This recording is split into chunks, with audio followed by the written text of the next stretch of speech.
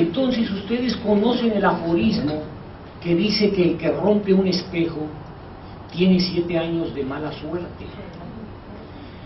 Nuestro cuerpo no nos pertenece, es un vehículo para expresarnos, y el individuo que atenta contra su cuerpo está violando una ley, y entonces tiene que pagar las consecuencias, porque la opción de no existir no puede ser. Entonces vamos a ver que si la suerte y el azar no existe, ¿por qué razón alguien nace o se queda ciego en una encarnación? ¿Por qué razón de repente aparecen siameses unidos y que les toca toda la encarnación vivir juntos? Hay dos personas que no terminaron de pelear, por más que tratásemos de separarlas, ellos querían que los soltásemos para que siguieran peleando, para que siguieran golpeándose, y mueren y no terminaron de pelear. Ellos escogieron volver a estar juntos y ahora les toca durante toda la encarnación ir al baño juntos, dormir juntos, comer juntos, y se ponen de acuerdo, o si no, no pueden hacer nada. Entonces, cuando nosotros rompemos una regla, la naturaleza nos tiene que aleccionar para entender.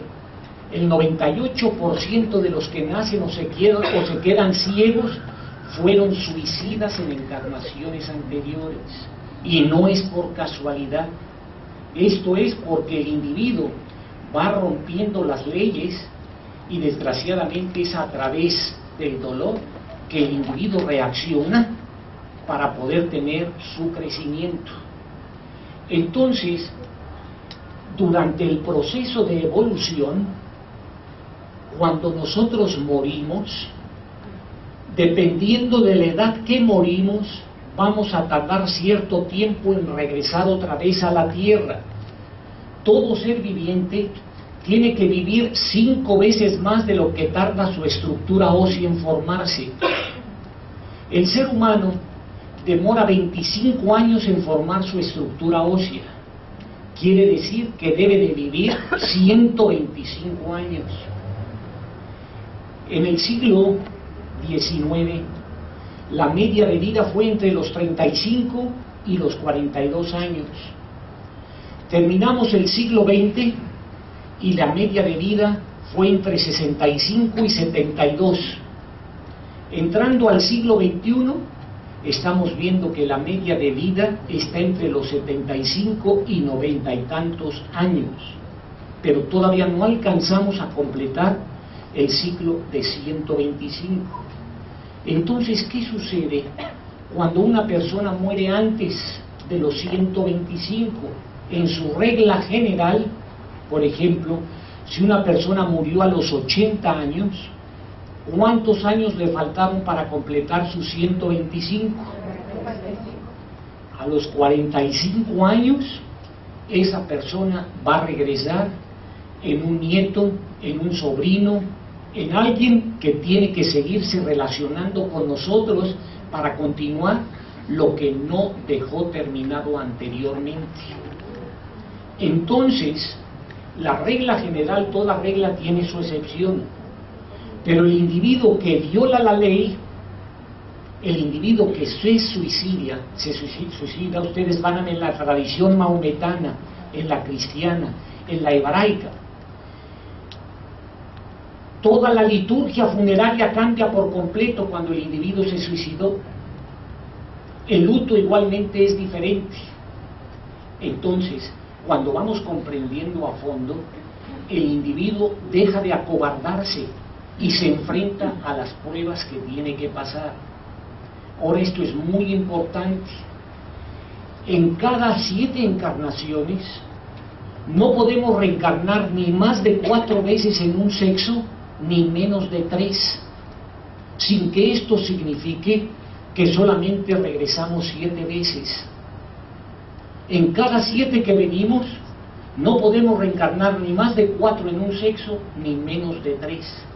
Pero el individuo tiene que vivir su experiencia masculina y su experiencia femenina. Cuando en una encarnación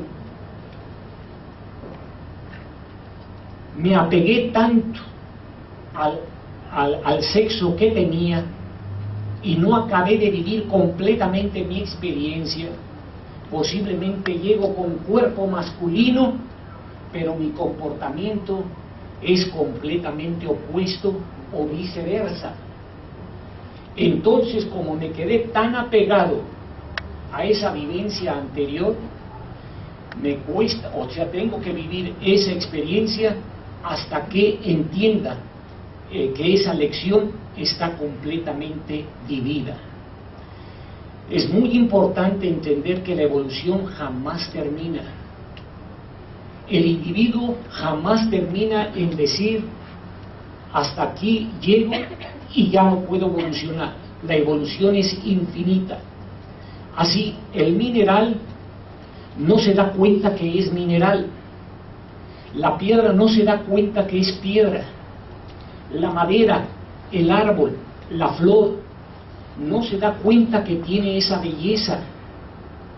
El animal, aunque tiene el mineral y tiene el vegetal, por no tener la iluminación de la razón, no se da cuenta que la manifestación divina está en él. Entonces, cuando el antropoide despierta la razón, que metafóricamente se dice que comió del árbol de la ciencia del bien y del mal, aparece su primera iluminación, es lanzado del paraíso y ponen 2 arcángeles para esperar su retorno. Esos arcángeles esperan su retorno, pero con una segunda iluminación. Entonces, si nosotros nos vamos acostumbrando a ciertos cuadros, a alguien que le dijeran una vida sin tener que dormir, una vida sin tener que comer, una vida sin tener que vestirse, una vida sin un cuerpo físico, no la entenderíamos. No entenderíamos cómo puede ser una vida así, porque nos hemos acostumbrado a ciertos valores y a cierto tipo de vivencias. Cuando nosotros estudiamos la tradición cabalística, vemos en el Génesis capítulo 1, versículo 26, que dice, y dijo Dios, hagamos al hombre a imagen y semejanza de uno de nos. ¿Por qué habla en plural y a quién le habla? Le habla a la jerarquía celestial, que está representado por los ógeles, o sea, por los ángeles. Entonces estamos cada uno hecho a imagen y semejanza de Dios. En la segunda parte del taller, que vamos a tener nuestra meditación, en donde se va a dar una herramienta para que el individuo aprenda a interiorizarse, nos vamos a dar cuenta que en la esencia de nuestro ser no puede haber ladrón alguno, no puede haber nadie que pueda robar esa presencia divina, ni tampoco puede haber nadie que pueda corromper esa manifestación divina, ni tampoco puede haber pecado, no puede haber error, porque estamos trabajando en nuestra parte que nos corresponde aprender a ser humanos, pero nuestra finalidad no es la tierra. Estamos aquí de paso. El día de ayer decía que con los nuevos telescopios estamos verificando la cantidad de galaxias que hay, y en cada una de esas galaxias la cantidad de sistemas planetarios que existe, y en cada uno de ellos existe un sol como el de nosotros, existe una tierra como la de nosotros, y se van moviendo lo que se llaman las vidas paralelas. En cada tierra hay la misma cantidad de gente en un salón igual que este, y una persona al frente hablando igual. En el mismo momento, decía yo ayer, que llegamos a la luna, en todas las tierras se está llegando a la luna. Tenemos a Alfa del Centauro, que está a 4,5 años luz de distancia de nosotros. Ahorita nos parece que inalcanzable, pero todavía hace 100 años cuando los hermanos Wright empezaron a hacer los primeros intentos para volar, los que eran líderes religiosos decían que estaban cometiendo un sacrilegio porque estaban entrando en terrenos divinos. ¿Y qué es lo que sucedió? Los científicos de ese tiempo igualmente decían que para romper con la gravitación de la Tierra era imposible. Se inventa el avión, se sube el rabino, se sube el cura, se sube el pastor y se dan cuenta que no han pecado, que Dios se alegra que conozcan su magnitud. Cuando empezamos a romper la gravitación de la Tierra para poder ir a la Luna, los científicos en ese tiempo decían que era imposible que hubiera una materia prima que no se calentara tanto y se deshiciera por la velocidad que se iba a alcanzar de romper la velocidad del sonido.